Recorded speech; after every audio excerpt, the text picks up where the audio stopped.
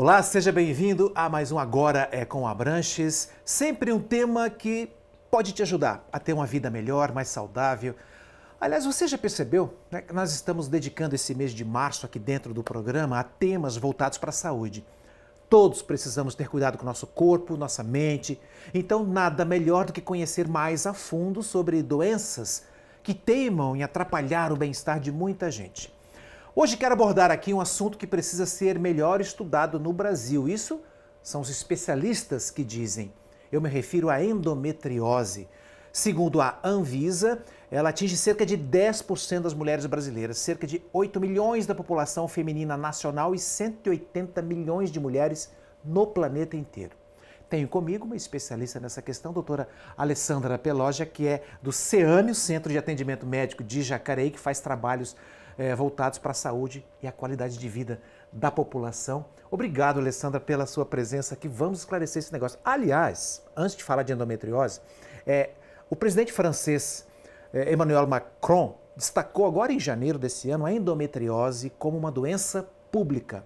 Isso significa o quê? Que ela vai ganhar prioridade no atendimento. A coisa está feia para a população francesa. E como é que está a atenção a essa enfermidade no Brasil, na sua visão, uma pessoa especializada nisso? Está recebendo a devida atenção? Pois é um prazer estar aqui com você para a gente conversar de um assunto tão difícil para as mulheres entenderem. E a gente sabe que é tudo muito complicado. Hoje a gente falar de um diagnóstico para vocês de endometriose, não são todas que têm esse acesso. Então hoje, para você ter uma ideia, o que os estudos mostram? Que uma mulher demora de 7 a 8 anos para que ela tenha um diagnóstico de endometriose. É muito tempo. É muito tempo. E às vezes ela tem que passar por 5 ginecologistas até que ela chegue no diagnóstico final de que ela tem uma endometriose. Então esse start que o presidente francês fez é muito importante. Isso serve para que todos tenham uma atenção maior. A gente sabe que aqui no Brasil esse atraso de 7, 8 anos não é só a nível nacional, não, tá? É nível mundial. Então, e a gente fala, o Brasil não é um país de primeiro mundo, mas os países de primeiro mundo estão enfrentando as mesmas dificuldades que nós estamos enfrentando hoje. E o Congresso, inclusive, já definiu, já propôs um Dia Nacional da Endometriose. O mês de março, é o Março Amarelo, né? É o Março Amarelo, dedicado para isso, né? Para que a gente volte a atenção. Eu acho que a atenção tem que ser todo o período, mas pelo menos agora no mês de março a gente talvez disseminar um pouco mais essa informação para que as pessoas consigam absorver isso de uma forma adequada e consigam procurar ajuda. Eu entendo o que você está dizendo, porque tem muita gente sofrendo em casa. Eu espero que não seja o seu caso, mas tem muita gente sofrendo em casa sem saber qual o nome dá para essa doença. Afinal, o que é endometriose? Então, a endometriose é uma doença benigna, tá? Vocês não precisam ficar preocupadas em relação a isso, que cursa com uma série de sintomas, mas principalmente a dor durante o período menstrual. Então, você que tem uma dor durante o período menstrual, você tem que estar um pouco mais atenta.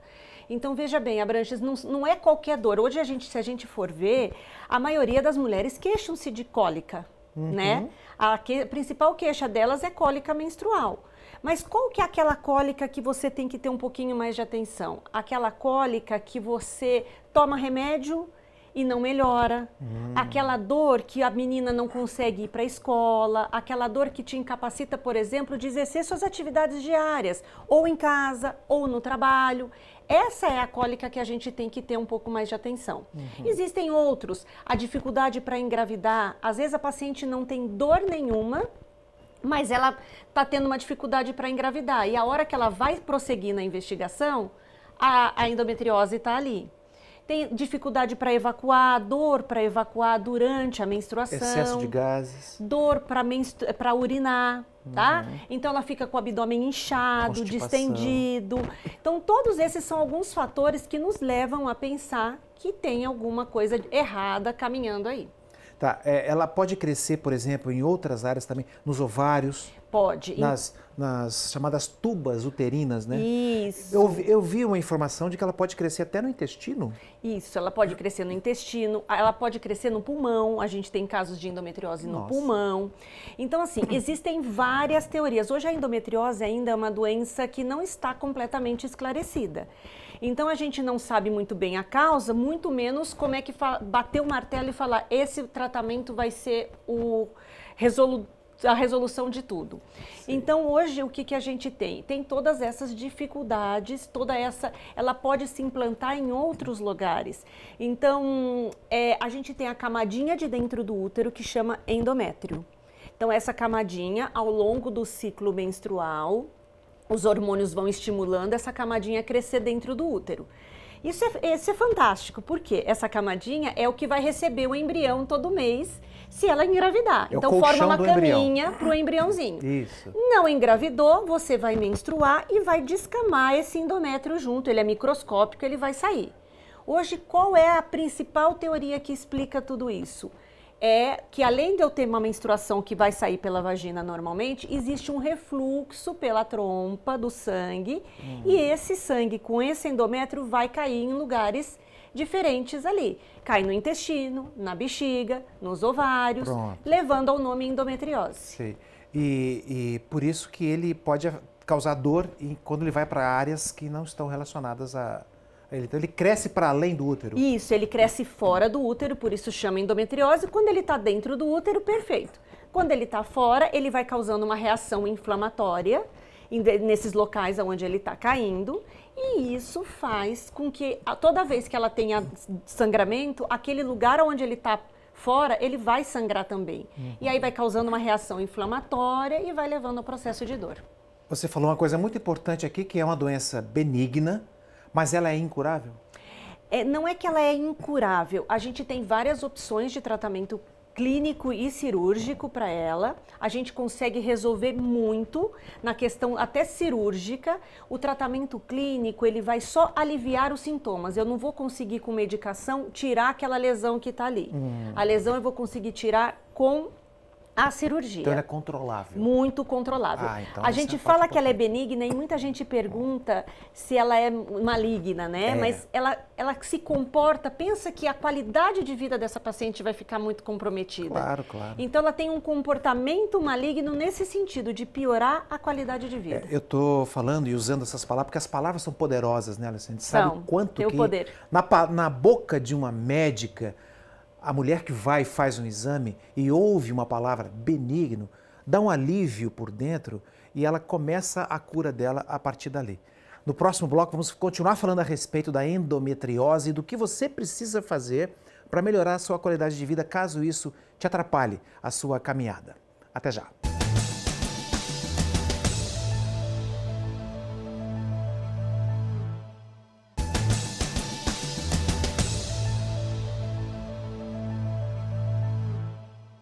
Estamos aqui de volta agora com a Abranches, agora é comigo, porque eu quero fazer as perguntas que eu acho que pode tocar aí, na sua necessidade. Eu estou com a doutora Alessandra Peloggia, do CEAME, o Centro de Atendimento Médico de Jacareí.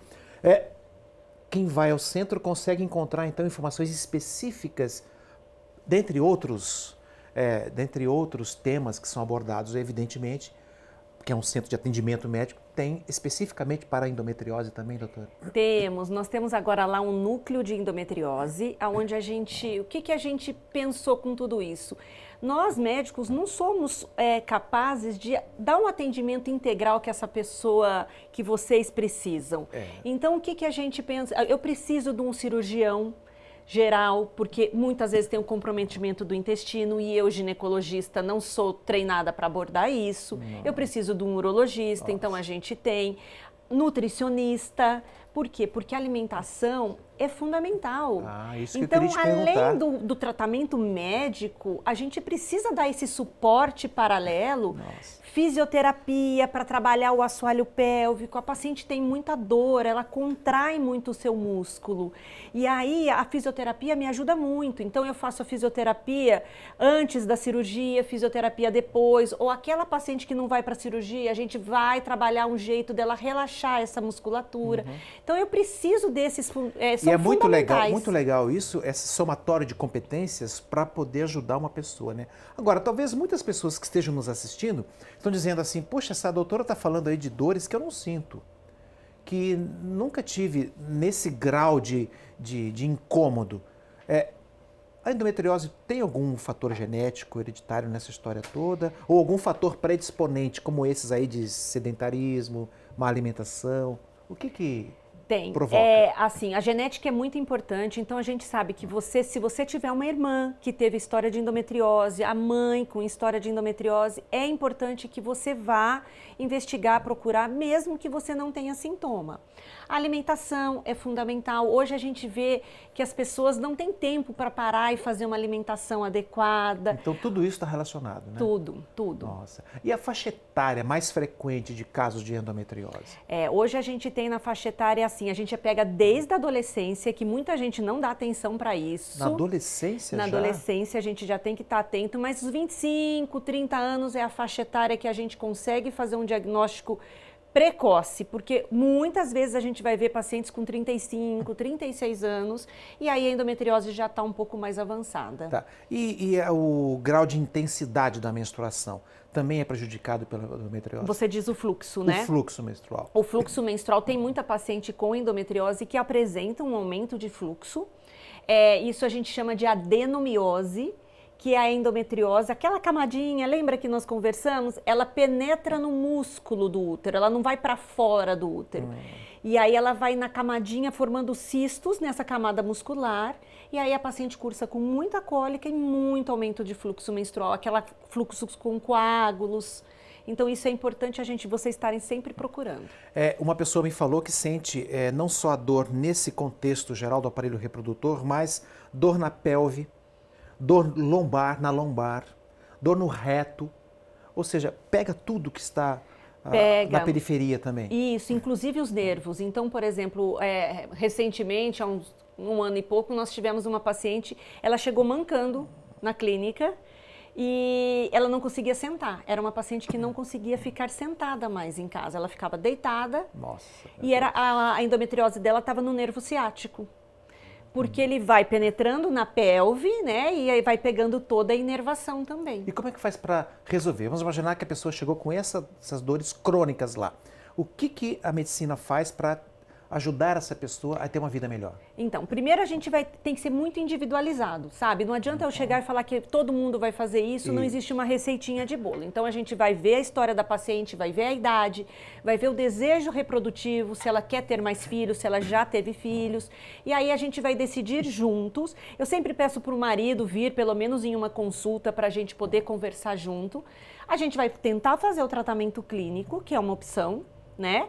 E a gente vai tentar, se não der certo o tratamento clínico, a gente pode partir para um tratamento cirúrgico, por exemplo, quando está numa lesão grande no intestino, quando tem uma lesão no apêndice, essas eu tenho que operar. Essas cirurgias ajudam a estancar essa dor impeditiva? Melhoram muito a qualidade de vida, desde que a gente faça uma cirurgia completa. Aquela história de ir lá fazer uma limpeza não resolve. Eu tenho que tirar o mal pela raiz, né? Vamos pensar numa árvore. Não adianta eu cortar o caule, a raiz vai ficar ali. Então eu tenho que tirar a lesão completa para que eu diminua a minha chance de recidiva e para que essa mulher tenha uma qualidade de vida boa. Você falou uma coisa muito importante aí, eu quero abordar isso mais lá para frente também no nosso programa, que é a questão do marido e junto. Por que eu estou falando isso? Porque como é que fica a questão da vida sexual? Afeta muito para quem está envolvido? O marido tem que ouvir essas histórias que a médica ou que o médico fala para poder ajustar todo esse caminhar junto, né, com a pessoa enferma. Eu sempre falo que a endometriose acaba afetando vocês de uma forma global. E o marido é peça fundamental nisso. As mulheres têm muita dificuldade para ter relação sexual, elas têm muita dor. Esse é um dos sintomas. Às vezes a paciente não tem tanta cólica, mas ela tem dor durante a relação sexual. E isso é um fator importante. O marido tem que ser compreensivo, o marido tem que ser um apoio para ela precisa desse apoio. Então, por isso que eu sempre peço que eles venham na consulta, até para que eles entendam que isso tudo não está sendo uma frescura por parte delas, né? Que isso está comprometendo muito a vida e mostrar para eles o quanto isso envolve não só a questão física, mas as questões sociais, emocionais que acabam gerando todo esse desconforto. A gente costuma dizer aqui que a ignorância faz doer mais do que a própria dor. Faz. Então, quando a pessoa conhece o problema, ela enxerga com outra realidade o incômodo que alguém está sofrendo por ter uma enfermidade aqui ou outra ali. Então, nesse caso, há muito preconceito de gente que fala assim, endometriose, isso é uma coisa que se resolve. O preconceito é uma encrenca também que a gente precisa resolver, né, Alessandra? Precisa. Eu acho que as pessoas têm que começar a mudar o jeito de encarar tudo isso. Até mesmo vocês, mulheres, pensem assim, que comecem a valorizar o seu corpo. Ele dá sinal para você de que as coisas não estão caminhando bem. E aí tudo isso vai ajudar, né, o contexto geral, para que caia um pouco esse preconceito e as pessoas comecem a ser valorizadas do jeito que elas precisam ser. Eu falei para você que a gente ia trabalhar aqui nesse programa um tema muito importante para melhorar a qualidade de vida sua, a qualidade de vida da sua relação afetiva, sexual afetiva, familiar como um todo. Porque quando uma mulher resgata o prazer de viver, ela se torna uma melhor mãe, uma melhor parceira, uma pessoa produtiva para a vida em todos os seus sentidos. Daqui a pouquinho, no último bloco desse programa, vamos continuar falando com a doutora Alessandra Peloggia a respeito da retomada de cuidados especiais que a mulher deve ter para poder cuidar melhor do seu corpo e cuidar melhor da sua vida. Vamos continuar falando a respeito da endometriose e do que é preciso você fazer para que a sua vida fique melhor caso você tenha essa doença. Até já.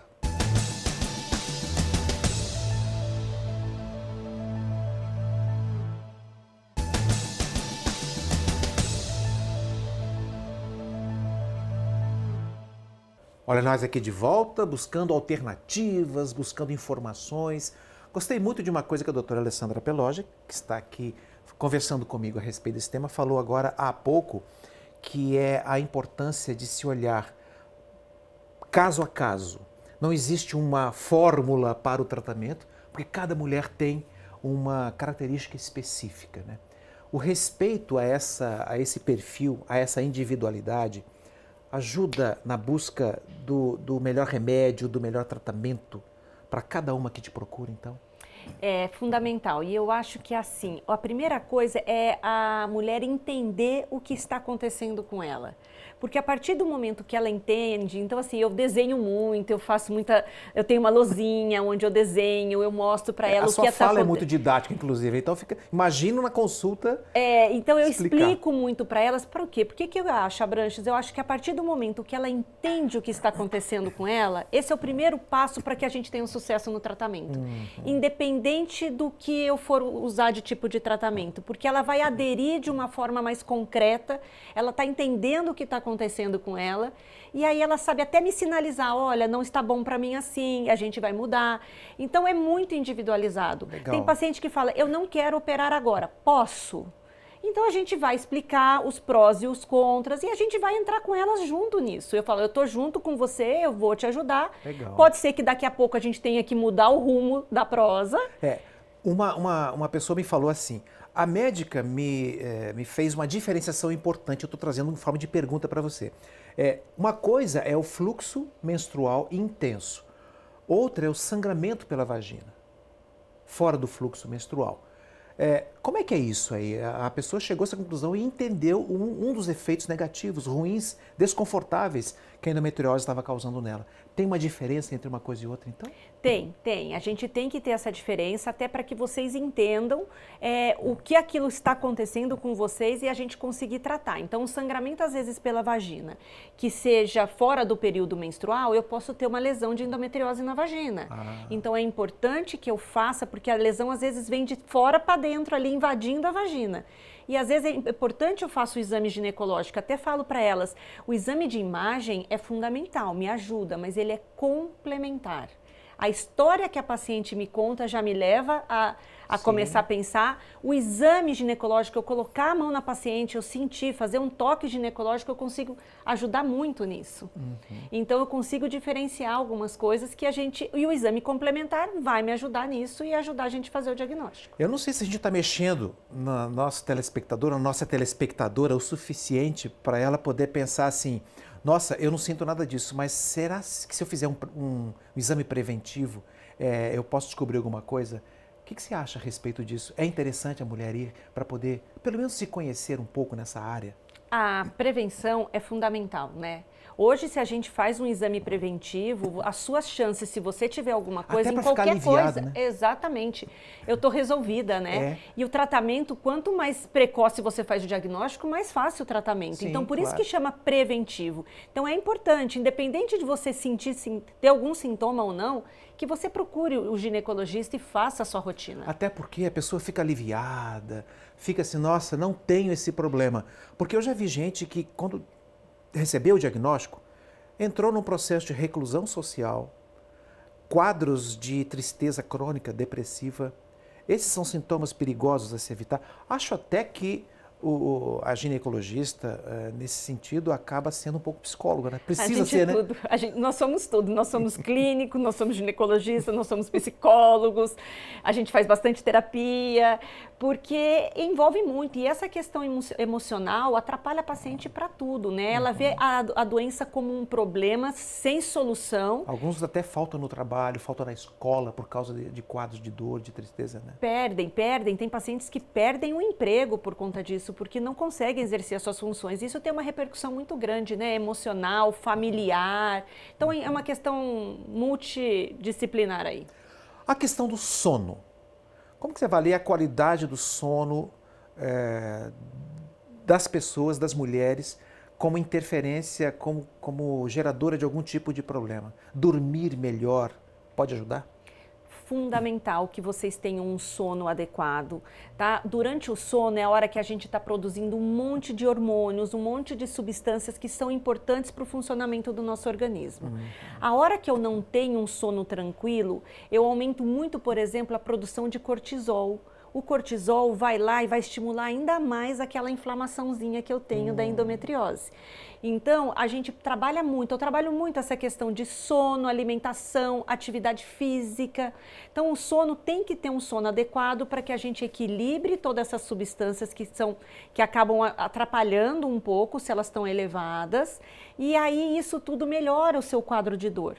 Então, eu falo para usar óleos essenciais. Eu gosto muito que vocês usem aqueles óleos essenciais para que tenham um relaxamento. Faça meditação, não precisa ser nada muito... eu não consigo. Pega aqueles aplicativos, hoje tem aplicativos de graça, 5 minutinhos, faz uma meditação, acalma, relaxa antes de dormir, para que você tenha um sono tranquilo. Mas muita gente não valoriza isso, viu? Não valoriza. Acha que é besteira, né? Inclusive acha que é extravagante. Isso. Essas coisas de fazer meditação, respiração transcendental, essas coisas de sentar em posição antes de dormir. Hoje em dia isso não é transcendental. Hoje isso é absolutamente necessário. No mundo que a gente está vivendo, tão estressante, tão crítico, né? Tão grave, é preciso tomar esse tipo de posição. E para quem tem alguma tendência a essa enfermidade, então passa a ser fundamental, né, doutora? Passa, e fazer aquela higiene do sono, sabe? Não levar o celular, porque a primeira coisa que faz é vai para a cama e leva o celular, né? Aí, então, de tanto cansar de fuçar, desliga e dorme. Exatamente. Então, não mexe com isso. A cama é para dormir. Entendeu? Então, não leve nada, apague as luzes, faça essa higiene do sono e vocês vão ver que vai melhorar muito a qualidade de vida. E para encerrar o nosso programa, uma referência que você deu aqui na sua fala, que é a questão do apoio da família, apoio afetivo da família para quem enfrenta essa enfermidade. Importante, né? Fundamental, né? fundamental, valorizar o seu corpo, valorizar suas queixas e mostrar para as pessoas que estão ao seu redor que você precisa de ajuda também. Você não é a Mulher Maravilha, a mulher assume muitas funções e acaba incorporando essa dor como se fosse normal ou as pessoas incorporam como é frescura. Então, o apoio de todos ao seu redor é muito importante. Doutora Alessandra Peloggi, obrigado pela sua presença aqui. Essas explicações claríssimas ajudaram muito a todos nós, até para nós homens que estamos aqui tomando consciência das dores que incomodam as nossas esposas, né? Obrigado, viu, pela sua presença. Hoje você aí viu, né, que nós falamos a respeito da endometriose, essa doença que tem atrapalhado a vida de muitas mulheres, afetando a qualidade dos seus relacionamentos, prejudicando a sua alegria de viver. É sempre bom chegar antes da doença, procurando seu médico, como a doutora Alessandra aqui, para evitar situações bastante desconfortáveis. Um bom domingo a todos.